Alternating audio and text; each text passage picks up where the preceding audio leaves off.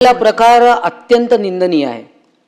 म्हणजे आज इतक्या निवडणुका आपण देशामध्ये पाहतो, महाराष्ट्रामध्ये गेले 2 वर्ष सतत निवडणुका आपण पाहतोय, परंतु अशा पद्धतीने दोन मंत्री तिकडे आहेत आणि त्यांच्यावर हल्ला होणं पोलिसांच्या उपस्थित पोलिसांच्या मार्फतच हे कधीच महाराष्ट्रात म्हणजे मी तर पहिल्यांदाच ऐकतेय की पोलीसच मंत्र्यांना धक्काबुक्की करतायत।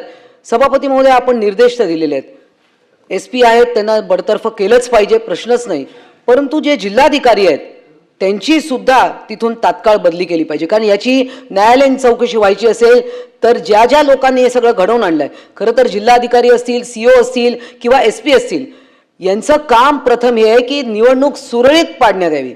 तिकडे त्यांना जर त्यांनी सगळं कंट्रोल करण्यात हे त्यांचं टोटल फेल्युअर आहे आणि मंत्र्यांच्या अंगाला हात लावणं हे तर महाराष्ट्रात मी पहिल्यांदाच ऐकतेय।